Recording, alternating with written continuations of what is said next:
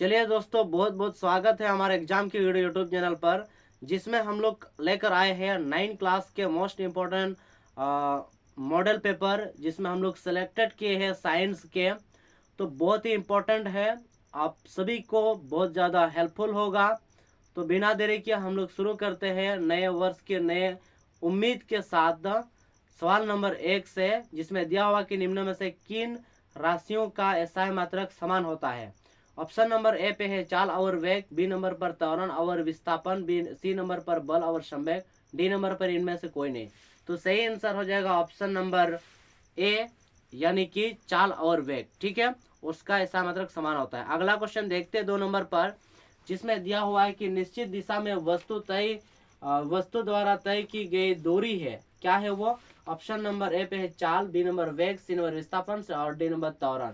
तो 2 नंबर का बी बिल्कुल सही ऑप्शन है, यानी कि वेग। ठीक है, अगला क्वेश्चन देखते हैं 3 नंबर में, वेग का एसआई मात्रक क्या होता है। ऑप्शन नंबर ए पे है metre per second square, B number पर kilometre per hour, C number पर kilometre per second, D number पर मीटर पर सेकंड। तो सही आंसर हो जाएगा 3 नंबर का डी, यानी कि मीटर पर सेकंड आपका वेग का एसआई मात्रक है। अगला क्वेश्चन देखते हैं 4 नंबर पर, जिसमें दिया हुआ है कि स्वचालित वाहनों में एक यंत्र लगा होता है जो उनके द्वारा तय की गई दूरी को प्रदर्शित करता है। इस यंत्र को क्या कहते हैं। ऑप्शन नंबर ए पे ऑडोमीटर, बी नंबर पर स्पीडोमीटर और सी नंबर पर थर्मामीटर, डी नंबर पर इनमें से कोई नहीं। तो सही आंसर हो जाएगा ऑप्शन नंबर ए, यानी कि ऑडोमीटर, जिसमें हमको दिखाता है कि आज कितना दूरी सफर किए। अगला क्वेश्चन देखते हैं 5 नंबर का।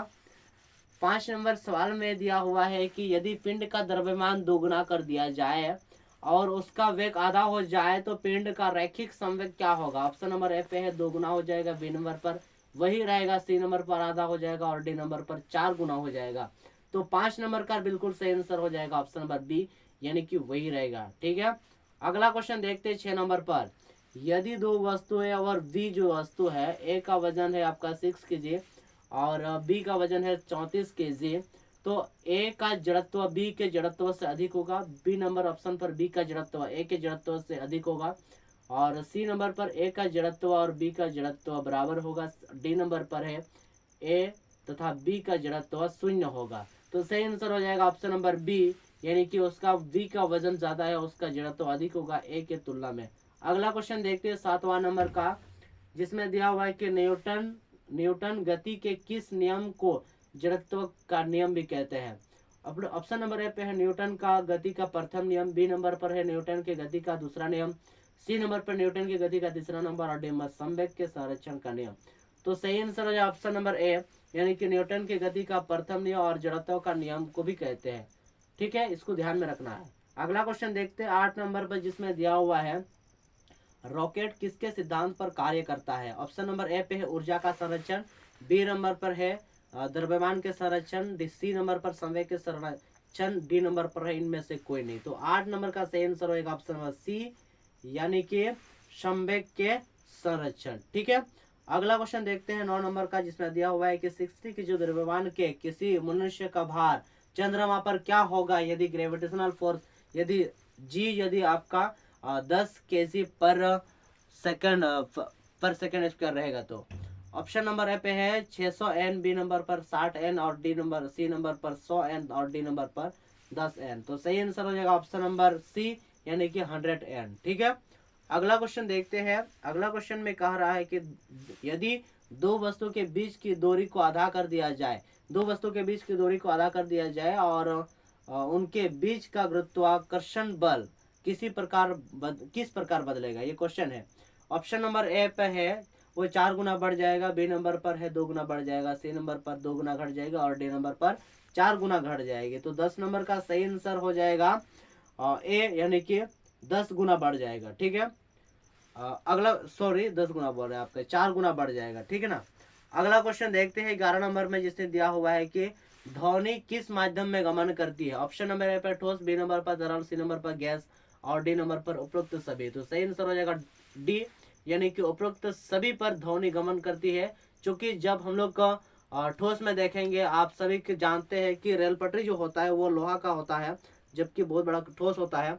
उसमें भी यदि आप कान को सटा के रखेंगे तो आपका 100 किलोमीटर दूर का ट्रेन की गति का भी आवाज आपको सुनाई देगा, उससे दूर का भी आपको सुनाई देगा। तो इस तरह से तरल में भी होता है और गैस में भी होता ही है, हम लोग तो सुन ही रहे। अगला क्वेश्चन 12 नंबर देखते हैं कि वायु में ध्वनि तरंगे निम्न में से किसका उदाहरण है। ऑप्शन नंबर ए पे अनुदैर्ध्य तरंगे, बी नंबर पर अनुप्रस्थ तरंगे, सी नंबर पर है विद्युतीय चुंबकीय तरंगे और डी नंबर पर कोई विकल्प नहीं होगा। तो 12 नंबर का सही आंसर ए हो जाएगा, यानी कि अनुदैर्ध्य तरंगे। ठीक है, अगला क्वेश्चन देखते हैं 13 नंबर में, जिसमें दिया हुआ है कि मानव श्रवण की श्रव्य प्रास की ऊपरी आवर्ती सीमा लगभग होती है कितना। Option number A, B, C, D में से आपका सही आंसर हो जाएगा ऑप्शन नंबर ए, यानी कि 20 के हर्ट्ज। ठीक है, अगला क्वेश्चन देखते हैं 14 नंबर का। 14 नंबर में दिया हुआ है कि दो विभिन्न पदार्थों के कणों का स्वतः मिलना को हम लोग क्या कहते हैं। ऑप्शन नंबर ए पे प्रासरण, बी नंबर विसरण, सी नंबर ऊर्ध्वपातन और डी नंबर पर संघनन। तो सही आंसर हो जाएगा ऑप्शन नंबर बी, यानी कि विसरण विधि द्वारा यह स्वतः मिल जाता है। ठीक है, अगला क्वेश्चन देखते हैं 15 नंबर पर, बर्फ का गलनांक कितना होता है।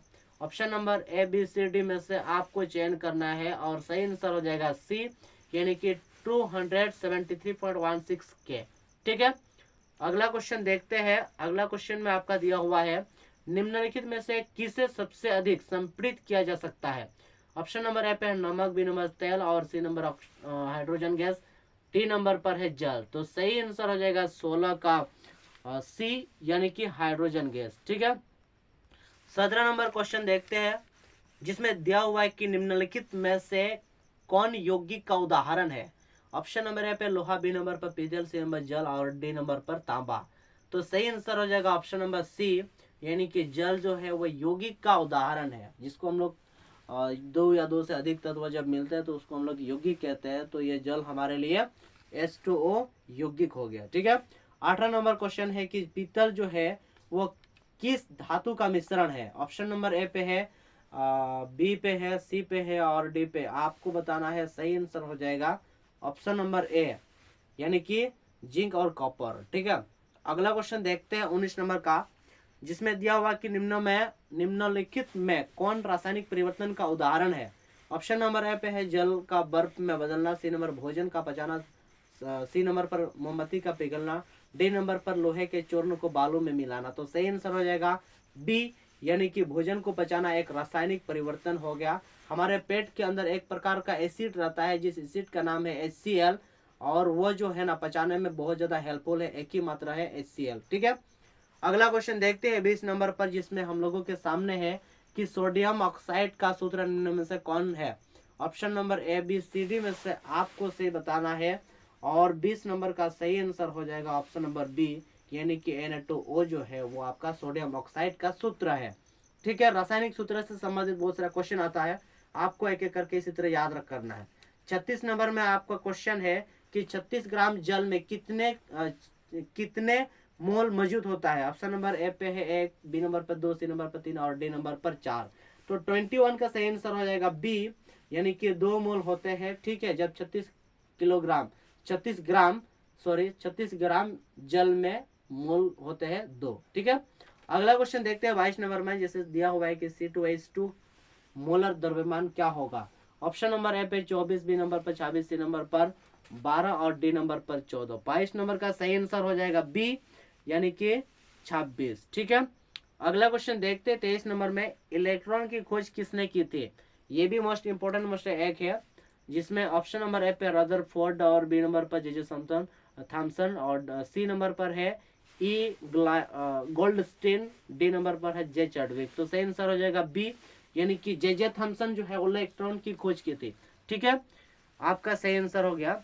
अगला क्वेश्चन देखेंगे 24 नंबर में, जिसमें दिया हुआ है कि एक तत्व में 11 इलेक्ट्रॉन तथा 20 न्यूट्रॉन, इसमें प्रोटॉन नहीं दिया हुआ है, 20 न्यूट्रॉन है, तो उसका परमाणु संख्या कितना होगा। तो परमाणु संख्या सही आंसर हो जाएगा ऑप्शन नंबर ए, बिल्कुल सही आंसर है, यानी कि 11। ठीक है, 24 का। तो परमाणु का संख्या और इलेक्ट्रॉन का संख्या यहाँ पर बराबर दिखाई दे रहा है। ठीक है ना, इसको भी थोड़ा सा आपके माइंड में क्रिएटिव बना लेना है। इसके बाद 25 नंबर में दिया हुआ है कि किस तत्व के समान समस्थानिक में निम्नलिखित में से कौन और परमाणु का समान नहीं होंगे? ऑप्शन नंबर ए पे electron, B number proton, C number neutron और डी नंबर पर इलेक्ट्रॉन तथा न्यूट्रॉन प्रोटॉन। तो 25 का सही आंसर हो जाएगा सी, यानी कि न्यूट्रॉन। ठीक है, अगला क्वेश्चन पर जाएंगे 26 नंबर में, जिसमें दिया हुआ कि निम्नलिखित में से कौन एक कोशिकीय जीव है? ध्यान रखना है, इसमें कह रहा है कि एक कोशिकीय। ठीक है, हमारे जो शरीर बना है वो लाखों अरबों कोशिका से मिलकर बना है, तो इसमें आपको एक कोशिका वाला जीव का उदाहरण बताना है। ऑप्शन नंबर ए पे है गेहूं, बी नंबर पर चिड़िया, सी नंबर पर अमीबा और डी नंबर पर प्याज। तो सही आंसर हो जाएगा सी। सी जो है आपका अमीबा, जिसमें एक कोशिका जीव का एक उदाहरण है, एक कोशिका जीव है। अगला क्वेश्चन देखते हैं 27 नंबर पर, लाइसोसोम का निर्माण कौन करता है? ये भी मोस्ट इंपोर्टेंट क्वेश्चन है, लाइसोसोम का निर्माण कौन करता है? ऑप्शन नंबर ए पे है mitochondria, B number plastid, C number Golgi उपकरण और डी नंबर पर राइबोसोम। तो सी नंबर ऑप्शन बिल्कुल सही आंसर है, यानी कि गोल्जी उपकरण जो है वो लाइसोसोम को बनाता है। ठीक है, 27 नंबर हो गया। इसके बाद 28 नंबर देखेंगे। 28 नंबर में दिया है कि कोशिका झिल्ली के आर पार पदार्थों का आना जाना किस प्रक्रिया के द्वारा होता है? ऑप्शन नंबर ए पे अवशोषण, बी नंबर विसरण, सी नंबर प्रासरण और डी नंबर पर संवहन। तो सही आंसर हो जाएगा बी, यानी कि विसरण विधि द्वारा कोशिका झिल्ली के आर पार पदार्थों का आना जाना की प्रक्रिया को हम लोग कहेंगे। ठीक है, इसके बाद अगला क्वेश्चन कह रहा है कि 29 नंबर में कि पौधे के शीर्ष पर कौन सा ऊतक पाया जाता है? ऑप्शन नंबर ए पे है विभज्योतक, बी नंबर पर है जाइलम, सी नंबर पर है फ्लोयम और डी नंबर पर है पेरपेरंकाइम। तो सही आंसर हो जाएगा ऑप्शन नंबर ए, यानी कि विभज्योतक। ठीक है, अगला क्वेश्चन देखते हैं 3030 पर, जिसमें दिया हुआ है कि रक्त के तरल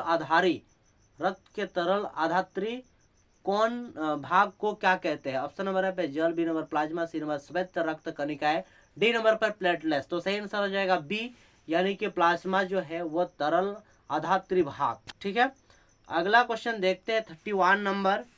31 नंबर में हम लोग देखेंगे, जिसमें श्वेत क्रांति किससे संबंधित है? मत्स्य पालन, मछली पालन से और फसल उत्पादन से, दूध उत्पादन से, मधुमक्खी पालन से। सही आंसर हो जाएगा सी, यानी कि दूध उत्पादन से हमारा श्वेत क्रांति संबंधित है। अगला क्वेश्चन देखते हैं 32 का, जिसमें दिया हुआ है कि निम्नलिखित में से कौन रबी फसल का उदाहरण है जो अभी के सीजन में लगाते ठंडा मौसम में, उसका उदाहरण आपको बताना है। ऑप्शन नंबर ए पे धान, बी नंबर पर मक्का, सी नंबर पर अरहर और डी नंबर पर है चना। तो सही आंसर हो जाएगा डी, यानी कि चना जो है वो रबी फसल है और रबी फसल का उदाहरण चना आपको याद रखना है। अगला क्वेश्चन देखते हैं 33, जिसमें दिया हुआ है कि जीवों के वर्गीकरण का सर्वाधिक मूलभूत लक्षण क्या हो सकता है? ऑप्शन नंबर ए पे है उसका निवास स्थान, बी नंबर उसके पोषण की प्रक्रिया, सी नंबर पे उसका कोशिका संरचना, डी नंबर पर है उसकी जनन की प्रक्रिया। तो 33 का सही आंसर हो जाएगा सी, यानी कि उसके कोशिका की संरचना जो है ना वो मूलभूत लक्षण है। जैसे कोई मछली बनता है तो वो कोशिका से बना है, मेढक बना है, मेढक भी कोशिका से बना है, इंसान बना है, इंसान भी कोशिका से, गाय, बकरी, जानवर, पक्षी, जितना कुछ भी संसार में हमारे सजीव है तो सारे जो है वो कोशिका से बना हुआ है। और किसी वैज्ञानिक ने डिजाइन नहीं किया, किसी साइंटिस्ट ने डिजाइन नहीं किया, बल्कि भगवान तो क्या वो एक कोशिका ने किया है। ठीक है, तो इसीलिए हमें कोशिका का जो स्ट्रक्चर है उसमें हम लोगों को ध्यान रखना है। 34 नंबर में दिया हुआ है कि पादप वर्ग का उभयचर किसे कहते हैं? ऑप्शन नंबर है thallophyta, B number bryophyta, C number पर है जिम्नोस्पर्म और डी नंबर पर है एंजियोस्पर्म। तो सही आंसर हो जाएगा बी, यानी कि ब्रायोफाइटा जो है पादप वर्ग का उभयचर है। अगला क्वेश्चन देखते हैं 35 नंबर पर, वेल निम्नलिखित में से किस वर्ग से संबंधित है? वेल जो एक प्रकार का फिश का नाम है, तो वो आपका किस वर्ग में आता है? ए नंबर पर सरीसृप, बी नंबर पक्षी, सी नंबर पर स्तनपायी और डी नंबर पर मत्स्य। तो सही आंसर हो जाएगा नाम मछली होगा, मछली नहीं होगा, ये आपका स्तनपायी होगा। ठीक है, एक्चुअली पानी में तो रहता है मगर वो एक प्रकार का स्तनपायी है, इसीलिए ये इंपॉर्टेंट बन जाता है, हमें याद रखना है। अगला क्वेश्चन देखते हैं 36 में, जिसमें दिया हुआ है कि वैश्वीकरण उपशमन के लिए कौन गैस उत्तरदायी है? ऑप्शन नंबर ए पे है कार्बन डाइऑक्साइड, बी नंबर पर है कार्बन मोनोऑक्साइड, सी नंबर पर नाइट्रोजन गैस और डी नंबर पर ऑक्सीजन गैस। तो 36 नंबर का बिल्कुल सही आंसर हो जाएगा ए, यानी कि कार्बन डाइऑक्साइड जो वैश्विक उष्मन के लिए गैस उत्तरदायी है। ठीक है, अगला क्वेश्चन देखते हैं 37 में, जल प्रदूषण को निम्नलिखित में से कौन सा प्रभावित नहीं करता है, कौन सा प्रभाव नहीं करता है। ऑप्शन नंबर ए पे है जल के तापमान में परिवर्तन, बी नंबर पर हैजा, सी नंबर जल में ऑक्सीजन की कमी और डी नंबर पर फेफड़ा। तो जल के प्रदूषण जो है वो प्रभाव नहीं करता है। ऑप्शन नंबर सी बिल्कुल सही है, ऑक्सीजन में जल की कमी। ठीक है, ये बिल्कुल सही आंसर है। अगला क्वेश्चन देखेंगे 38 में, निम्नलिखित में कौन असंक्रामक रोग है। संक्रामक रोग नहीं बल्कि असंक्रामक रोग के बारे में बताया गया है। सही आपको बताना है कि ऑप्शन नंबर ए पे खांसी जोखम, बी नंबर रतौंधी, सी नंबर पर हैजा और डी नंबर पर कालाजार। तो रतौंधी जो है ऑप्शन नंबर बी बिल्कुल सही आंसर है, जो कि आपका असंक्रामक रोग है। ठीक है, वो संक्रमण नहीं करता है। अगला क्वेश्चन देखते हैं, निम्नलिखित में से कौन दीर्घकालिक रोग के उदाहरण है। ऑप्शन नंबर पे खांसी जुकाम, बी नंबर पर है हैजा, सी नंबर पर टीबी और डी नंबर पर मधुमेह। तो 39 का डी नंबर बिल्कुल सही आंसर है, जिसको हम लोग डायबिटीज बोलते हैं, शुगर रोग बोलते हैं। वह मधुमेह जो है वह दीर्घकालिक रोग के उदाहरण है। क्योंकि अभी के जनरेशन में हम लोग जितने भी देख रहे हैं सारे के पास जो है ना वो डायबिटीज, हमारे जो आइलेट्स ऑफ लैंगरहैंस में इंसुलिन की मात्रा का स्रावन जो होता है वो सभी कोई का नहीं हो पाने की वजह से डायबिटीज हो जाता है। ठीक है, तो इसमें हमें ध्यान रखना है कि मधुमेह जो है आपका सही है। और इसके बाद हमारे इस मॉडल क्वेश्चन के मोस्ट इंपोर्टेंट क्वेश्चन का हमारा लास्ट क्वेश्चन है, जीवाणु निम्न से कौन वर्ग में आते हैं। ऑप्शन नंबर ए पे है Protista, B number Monera, C number Plantae, D number पर फंजाई। तो सही आंसर हो जाएगा बी, यानी कि मोनेरा जो है वो आपका जीवाणु वर्ग में आता है। हमें हमारे पास ये मोस्ट इम्पोर्टेंट चैप्टर इसीलिए शुरू किए क्योंकि एग्जाम की घड़ी आपके एग्जाम में कोई क्वेश्चन न छूट जाए। इम्पोर्टेंट क्वेश्चन को साथ में लेकर एक नए जोश के साथ आए हैं, तो बने रहिए हमारे साथ। अभी तक सब्सक्राइब यदि नहीं किए हैं तो सब्सक्राइब कर ले और ज्वाइन करें हमारे यूट्यूब चैनल से। चलिए बहुत बहुत धन्यवाद देते हैं।